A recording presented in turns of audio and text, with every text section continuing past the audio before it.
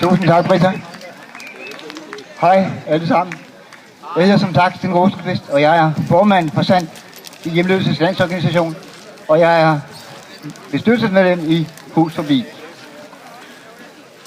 Minoriteternes dag, grundlovsdag, det er en glædens dag. Og i år så er det også 100-året for valgretten til kvinderne, til godtfolket, til de fattige, til de kriminelle og til fjolserne. Nej, sagde jeg fjolserne? Det passer ikke. Men det kan I læse om i Hus Forbi. Man kan købe derovre. Det koster 20 kroner. Men alle de andre har vi formået at udnytte den ret til at stemme. Kvinderne har formået det, men det halter godt nok bagefter med os andre.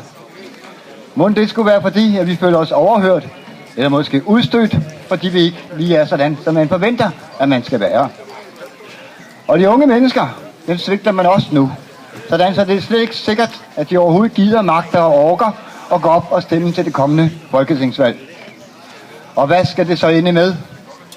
Man kan jo kun gætte på, at det bliver de velfungerende og de rige, der kommer til at stemme. Og vi andre så bare må finde os i deres forgodtbefindende. Og finde os i, at de får skattelettelser på vores bekostning. Men vi skal nok være glade og taknemmelige for de tilbud om hjælp, vi får, og være glade for de almisser, der gives. Men vi vil ikke nøjes med almisser. Og vi vil kun være taknemmelige, hvis vi inddrages, hvis vi bliver hørt. Et demokrati kan kun fungere, hvis alle stemmer bliver hørt. Derfor er det vigtigt, at vi alle afgiver vores stemme, også selvom vi er dybt uenige og ikke kan finde ud af, hvad i verden de vil. Så må vi bare stemme blankt. Det giver i hvert fald et signal om, at der er noget galt. Og det gør også, at stemmeprocenten bliver mere ligeligt fordelt, sådan at det ikke bliver et begrænset demokrati. For så er det ikke længere et demokrati. Det er det kun, hvis alle føler, at de bidrager med noget, og de bliver hørt. Det er det kun, hvis det store flertal husker at tænke på mindretallet og deres behov. Det er flertallets moralske forpligtelse at forvalte magten til alles bedste. Og hvem er så flertallet? Er det de velfungerende, eller er det alle os med diagnoser, som ADHD, OCD, astmaer og den slags, som er et flertal? Der bliver skrevet diagnoser i et væk, og der bliver flere og flere af os. Hvis det fortsætter sådan, så bliver det os med diagnoser, der kommer i flertal, og de normale, der kommer i mindretal. Måske det er det, der skal til, før der tages de hensyn og behov, der skal tages til os med de små skavanker. Til os, der har brug for et arbejdsmarked, der tænker på inklusion i stedet for eksklusion. Til os, der gerne vil tages alvorligt, selvom nogen har dømt os ud. Vi ved godt, hvordan det er at være udsatte, at være i mindretal. Derfor skal vi nok sørge for at behandle dem, der er i mindretal, altså de normale, bedre end de har behandlet os. Vi bærer ikke nag. Vi bærer blot et håb om at blive taget alvorligt. Vi bærer et håb om at blive inddraget og blive inkluderet. Hjemløsheden den stiger stadig, på trods af, at vi igennem 5 år har haft en hjemløsestrategi, og vi har defineret et 2020-mål om, at hjemløsheden skal reduceres med 25%. Så ser vi stadig flere og flere hjemløse. Det værste er, at det er især unge, der bliver hjemløse. Et stort flertal i Folketinget er enige om, at unge skal behandles dårligere end alle andre kontanthjælpsmodtagere. Samtidig med, at de råber op om, at Danmarks fremtid hviler på de unge skuldre. Det er det mærkeligt, at man ikke gør lidt mere for at sikre Danmark en god fremtid. Med den ene hånd skaber de hjemløse, og med den anden hånd så pisker de hjemløse rundt i et kontrolsystem.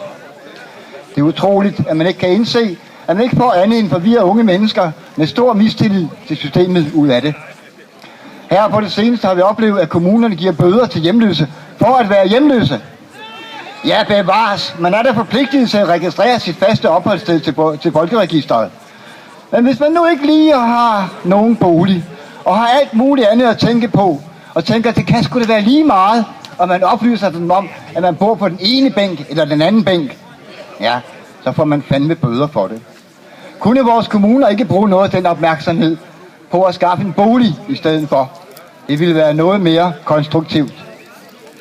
Hjemløsestrategien gav også Housing First-princippet. Det går ud på, at man skal give hjemløse en bolig, som så skal være deres base.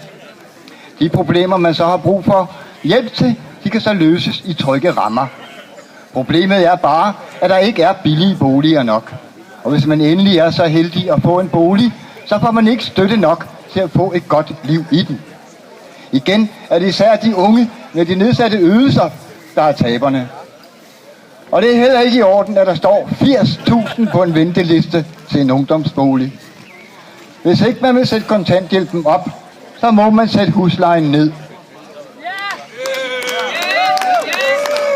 Der er også mangel på herbergspladser til hjemløse.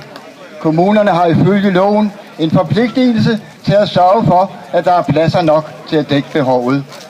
Men det gør kommunerne ikke.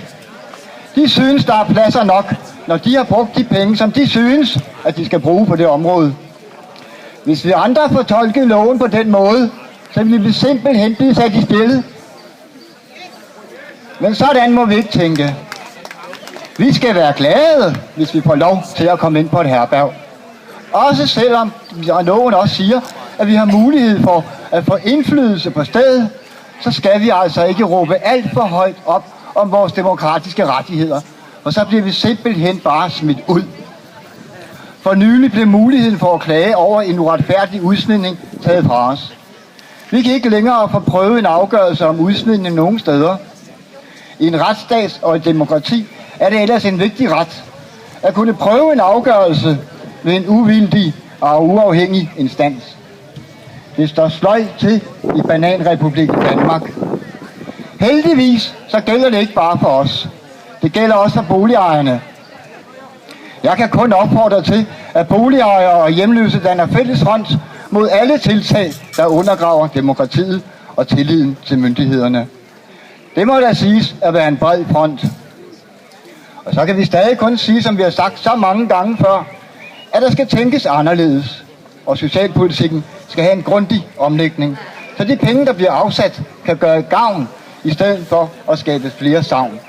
Savn i form af bolig, savn i form af familie, af indbo og netværk. Alle som en vil vi gerne have en bolig, vi vil gerne have en familie, vi vil gerne have noget indbo, og vi vil også gerne have et netværk. Så lad os alle nu gøre os brug af den grundlovsret, vi har, til at tale vores sag, til at være en del af demokratiet, og til at stemme på forandringer, der er til gavn for udsatte og hjemløse, og måske også en lille smule for boligejerne. Det var, hvad de hjemløses landsorganisation SAND havde at sige på denne grundlovsdag 2015. Tusind tak. Kan I have en forrygende god dag. Nu jeg lige har sagt minoriteter, så har vi en rigtig minoritet. Narkomanpsykopaternes fra helvede. Ved Storken. Og lige vil bruge et lille øjeblik af min sidste taletid. Tak. Hej med jer.